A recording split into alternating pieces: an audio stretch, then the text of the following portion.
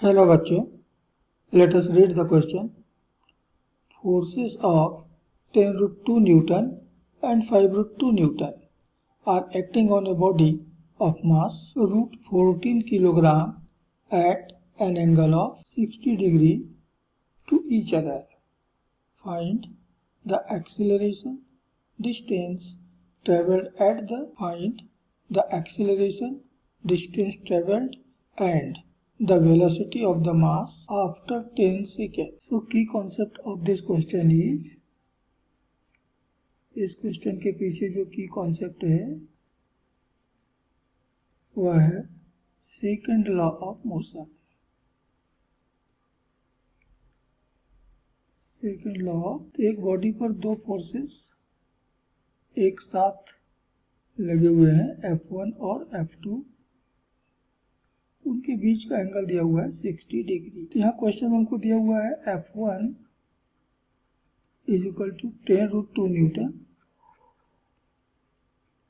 F2 दे रखा है 5 रूट 2 न्यूटन, और ये दोनों फोर्सेस जिस एंगल पे लगे हुए हैं थीटा, मैंने फिगर में ही बताया हुआ है 60 डिग्री, और ये जिस मास पे लगे हुए हैं, जिस बॉडी पे लगे हुए हैं, उसका मास दिया हुआ है root 14 kilogram.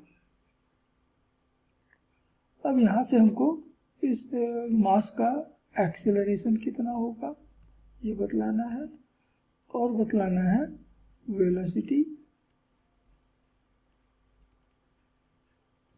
And distance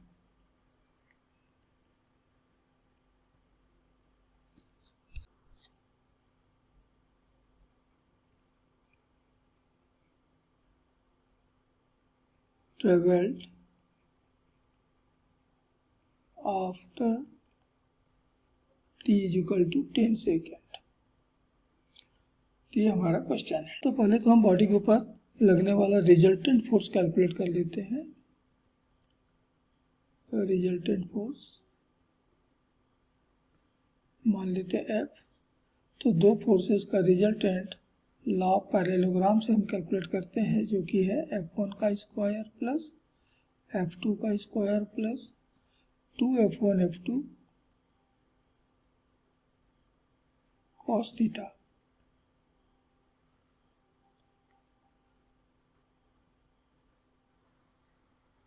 in सबकी वैल्यू हमको दिए हुए हैं। F1 की वैल्यू 10 रूट 2 है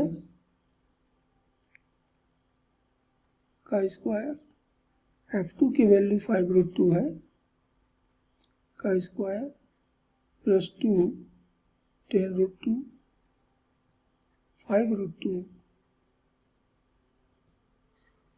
और थीटा की वैल्यू दे रखा है 60 डिग्री cos 6। तो हमें F मिल रहा है रिजल्टेंट फोर्स रूट 10 का स्क्वायर 100, रूट 2 का स्क्वायर 2, 5 का स्क्वायर 25, रूट 2 का स्क्वायर 2,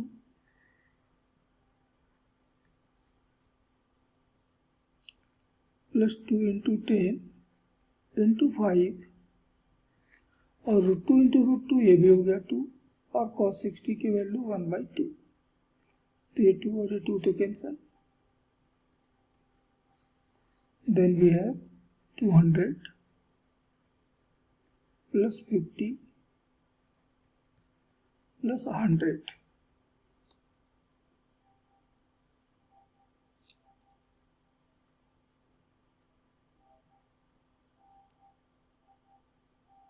So रूट 350 न्यूटन, ये रिजल्टेंट फोर्स हो गया। And therefore acceleration of the body बराबर होता है नेट फोर्स अपॉन मास। तो नेट फोर्स हो गया रूट 350 न्यूटन, और मास है रूट 14 किलोग्राम। हम दोनों के एक ही स्क्वायर रूट की भीतर ले सकते हैं।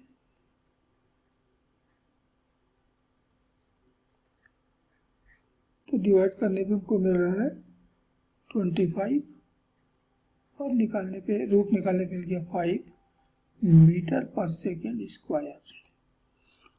तो हमारा उस बॉडी का एक्सेलरेशन है 5 मीटर पर सेकेंड स्क्वायर। हमें इसके अलावा एक्सेलरेशन तो हमको मालूम हो गया, इसके अलावा हमको 10 सेकेंड के बाद इसकी वेलोसिटी कितनी होगी और ये कितना डिस्टेंस ट्रेवल करेगा, ये दो बातें यहाँ पर और कैलकुलेट करनी है।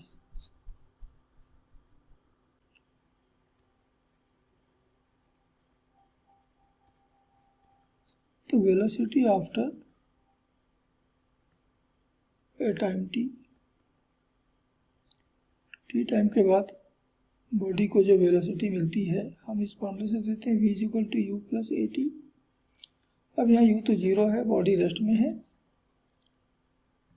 एक्सीलरेशन है 5 मीटर पर सेकेंड स्क्वायर का और टाइम हम दे रहे हैं 10 second.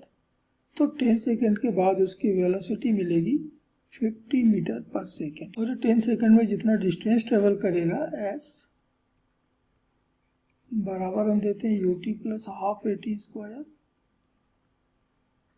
u 0, initial velocity 0, half into 5 और टी यहाँ पर है 10 का स्क्वायर, तो 1/2 इंटू 5 इंटू 10 का स्क्वायर हो गया 100, 2 से डिवाइड किया तो ये 50 और मल्टीप्लाई करने पे मिल गया 250 मीटर। ये डिस्टेंस है तो मीटर में होगा। तो इस क्वेश्चन के फाइनल आंसर हमको मिल गए हैं। पहला एक्सेलरेशन a = 5 मीटर पर सेकेंड स्क्वायर, दूसरा velocity after 10 second v = 50 metre पर second, and third distance travelled in 10 second is s = 250 meter. Hope you understood it well.